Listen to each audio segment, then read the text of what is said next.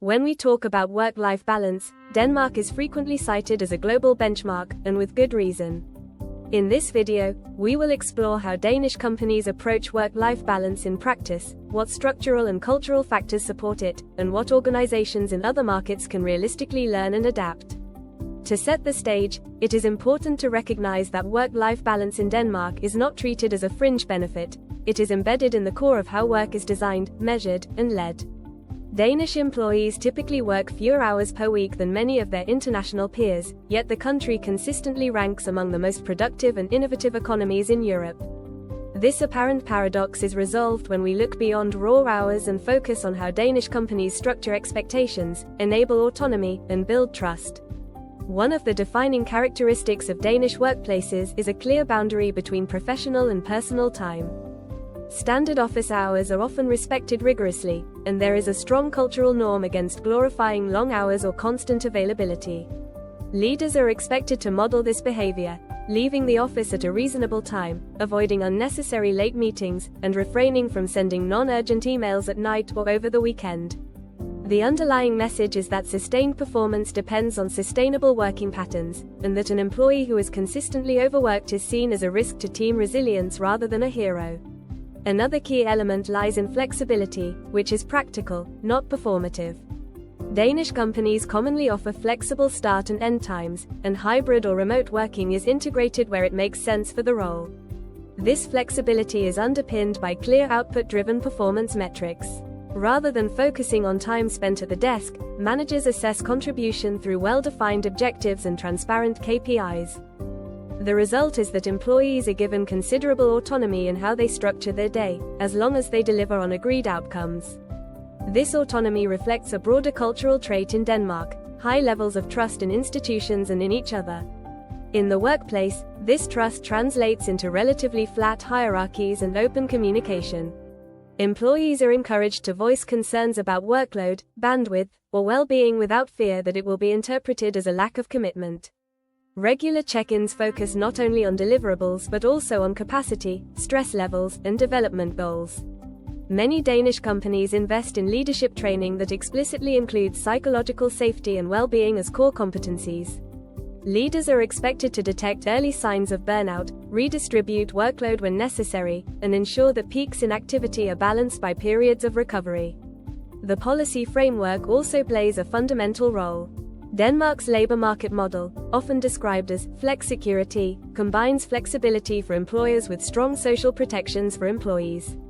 Generous parental leave, robust vacation entitlements, and well-established rights around sick leave create a baseline that normalizes life events as part of a typical career, rather than exceptions requiring special permission.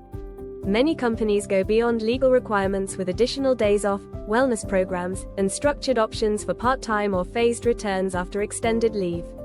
Importantly, making use of these policies carries relatively little stigma.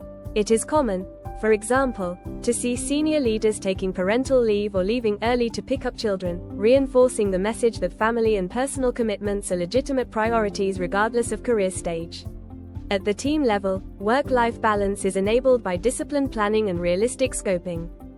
Danish organizations tend to emphasize long-term planning horizons, scenario analysis, and capacity management to avoid persistent, firefighting modes. When a project does require exceptional effort or extended hours, it is generally treated as a short-term spike with clear communication, explicit appreciation, and often compensatory time off. Teams are encouraged to learn from these episodes and adjust processes to prevent repeated overload. This operational discipline is a critical, and sometimes overlooked, ingredient in making balanced work feasible. Another dimension is the attitude toward vacation.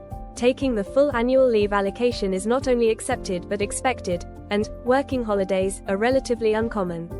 Many companies ensure that critical responsibilities are formally handed over before an employee goes on leave, reducing the temptation to stay connected. This approach has a reinforcing effect. Because colleagues know that they too will one day be fully offline, there is a strong incentive to support each other in protecting that time. Over years, this builds a culture where rest is seen as an investment in sustained high performance rather than a distraction from it. So what can organizations outside Denmark adopt from this model? While not every country shares the same regulatory environment or cultural context, several principles are widely transferable. First, move from time-based to outcome-based performance management, clearly defining what success looks like and aligning expectations accordingly. Second, ensure leadership behaviors are consistent with the work-life balance message. Policies have limited impact if leaders reward presenteeism or celebrate extreme hours. Third, formalize flexibility in ways that work for each role, providing clear guidelines so that employees know what is possible and managers can apply it fairly. Fourth, build psychological safety by making discussions about workload and well-being a routine part of one-to-ones and team meetings, and by responding constructively when issues are raised. Finally, take a structured approach to capacity planning and project scoping so that balance is supported not only by individual choices, but by the underlying operating model.